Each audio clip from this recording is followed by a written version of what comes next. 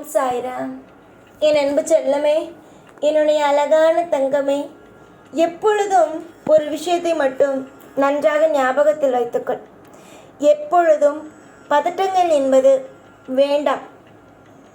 எந்த அளவுக்கு நீ உன்னுடைய வாழ்க்கையில் பொறுமையாக ஒவ்வொரு விஷயத்தையும் நீ பேசுகிறாயோ, ஒவ்வொரு விஷயத்தையும் செய்கிறாயோ, அந்த அளவுக்கு உன் வாழ்க்கையில் நல்லது நடக்கும். ஆனால் நானும் இன்று உன்னை எச்சரிக்கவே வந்தேன். காரணம், உன்னுடைய படுக்கை அறையில் தவறு நடந்துவிட்டது. அதற்கு காரணம் நீதான். எந்த ஒரு இடத்தையுமே எப்பொழுதும் பத்திரமாக பார்த்து கொள்ள வேண்டும். எப்பொழுதும் உபயோகப்படுத்தி கொண்டு இருக்கும் ஒரு இடம்தானே, நம் உபயோகம் செய்யும் இடம்தானே என்று நினைக்கக்கூடாது. எதுவாக இருந்தாலும் ஞாபகம் வைத்துக்கொள். எல்லா விஷயத்தையும் கவனிக்க வேண்டும். முக்கியமாக இரவு சமயத்தில் மட்டும்தான் ஒரு இடத்தில் இருள் இருக்க வேண்டும். பகல் நேரத்திலும் ஒரு இடத்தில் இருள் இருந்தது என்றால் அங்கு தீய சக்திகளானது அமர ஆரம்பித்து அந்த இடத்தில் இருக்கும் பொழுது கெட்ட கிணவுகள், கெட்ட விஷயங்கள் எல்லாம் ஆரம்பித்துவிடும். உன்னுடைய படுக்கை அறையானது இருட்டான நிலைமையில் தான் சில சமயம் பகலிலும் இருக்கிறது. சில துண்டுகளை போட்டு அந்த இருக்கும் ஜன்னலை மறைத்து எப்பொழுதும் இருளாக வைத்திருக்கிறார். அப்படி வைக்கக்கூடாது. அப்படி வைக்கும் பொழுது அந்த இடத்தில் நல்ல எண்ணங்கள் வராமல் தீய எண்ணங்கள் வரும். அந்த இடத்தில் நேர்மறையான விஷயங்கள் இல்லாமல் எதிர்மறையான விஷயங்கள் வந்து குடிபூர ஆரம்பித்துவிடும்.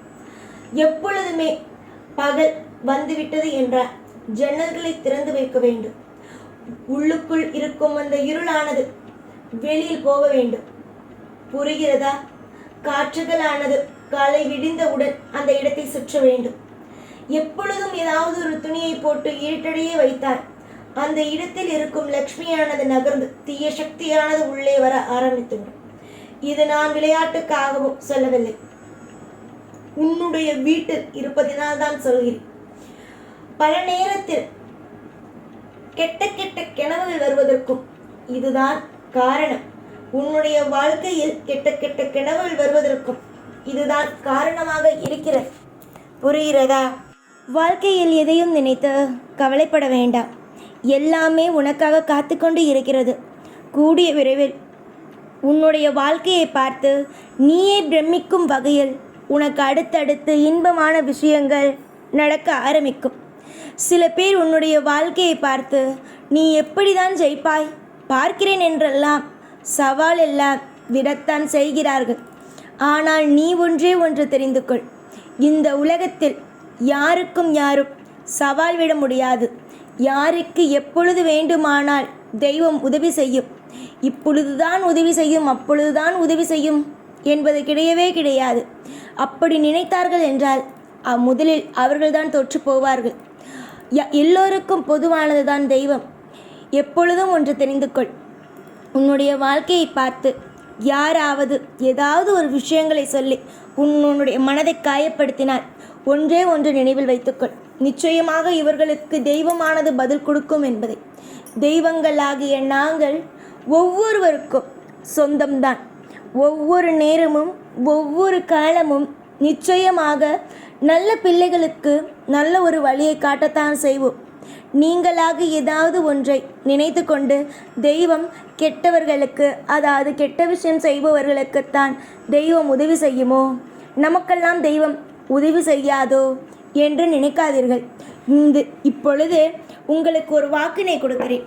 இந்த வாக்கை எப்பொழுதும் இன்று மட்டும் அல்ல என்றுமே நீங்கள் ஞாபகம் வைத்து கொள்ளுங்கள். முக்கியமாக என்றென்று தெரியுமா? கவலையோடு இருக்கும் பொழுதும், யாருமே இல்லை என்ற பொழுதும், உன்னை யாராவது ஒருவன் அதிகமாக காயப்படுத்தும் பொழுதும் நான் சொல்லும் விஷயத்தை ஞாபகம் வைத்து கொள்ளுங்கள். என்ன தெரியுமா தங்கமே? யாரும் இல்லை என்று நினைக்காதே. ஒவ்வொரு காலகட்டமும் உனக்காக நான் இருக்கிறேன்.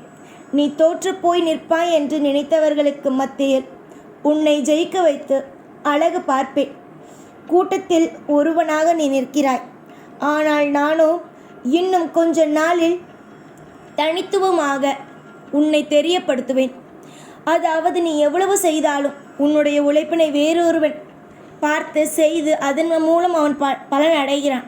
ஆனால் யோசித்து செய்து நீ தோற்று போகிறாய். ஆனால் இனிமேல் வரும் காலம் நீ தோற்றே போக மாட்டாய். நீ செய்யும் விஷயத்திற்கு நீயே நல்லதொரு பலனை அடைவாய். துரோகிகள் எல்லாரும் துரோகிகள்தான். புரிகிறதா? யாரையும் நம்பி எந்த காரியத்திலேயும் இறங்க வேண்டாம். எதுவாக இருந்தாலும் நிமிர்ந்து நின்று போராடு.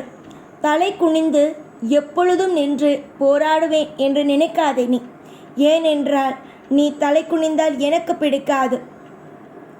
காலம் முழுவதும் உனக்கு தேவைப்படும் ஒவ்வொன்றையும் கொடுப்பதற்கு நான் இருக்கும் பொழுது தேவையே இல்லாத விஷயங்களை நினைத்து கவலைப்படுவது வீண். உனக்கு என்னென்னலாம் தேவையோ அதற்கெல்லாம் நிச்சயமாக நான் உனக்கு வழிகாட்டுவேன். உன்னுடைய வாழ்வில் அதிகமாக இன்பத்தையே கொடுப்பேன். எதிர்பார்த்து சில விஷயங்களில் காத்திருந்தாய். நீ எதிர்பார்த்த ஒவ்வொன்றும் உன்னுடைய வாழ்க்கையில் நடந்து சரியாக எல்லாமே உனக்கு கிடைக்கும்படி நானோ செய்வேன். பல பேர் சொன்னாலும் எதையுமே மனதில் வைத்து கொள்ள வேண்டாம். எதுவாக இருப்பினும் அதை மனதில் தைரியத்தோடு போராடி செய். சில விஷயங்கள் உன்னை தெய்வமே சோதனை செய்தாலும் அதிலெல்லாம் இருந்து கவலைப்படாதே. உனக்காக நான் இருந்து வாழ வைப்பேன். எத்தனை சோதனைகளை தாண்டி வந்துவிட்டாய். இனிமேல் வரும் எல்லாம் உனக்கு சாதாரணம்தான். இனிமேல் சோதனைகள் கிடையாது, சாதனைகள் மட்டுமே. உன்னை சாதிக்க வைத்து உன்னை அடுத்தடுத்த கட்டங்கள் உன்னை தலை நிமிர்ந்து வாழ வைத்து உன்னை ஒவ்வொரு கட்டத்திலேயும் ஒவ்வொரு விதமான அற்புதத்தையும் இந்த சாய் கொடுப்பேன். சாயை நம்பியவர்கள் ஒரு பொழுதும் வீண் போவது கிடையாது. இந்த சாயாகிய நான் இன்று மட்டுமல்ல, எல்லா நாளும் உனக்கு துணையாகத்தான் இருக்கிறேன். காலங்கள் நிச்சயமாக உன்னுடைய வாழ்க்கையில் பேரின்பத்தை காட்டும் கூடிய விரைவில். பல பேர் சொல்வார்கள், நீ இப்படியே இருக்கிறாயா, இப்படியே இதை செய்கிறாயா, அதை செய்கிறாயா என்று. ஆனால் நீ ஒன்று தெரிந்து கொள். 1000 பேர் 1000 விதமாக உன்னை ஏதேதோ விஷயங்கள் சொல்லலாம். ஆனால் நீ உன்னுடைய தன்னம்பிக்கையையும் விடாமுயற்சியையும் எப்பொழுதும் விட்டுவிடக்கூடாது. கண்ணீரை சிந்தாதே, சகலமும் உனக்காக இருக்கும்.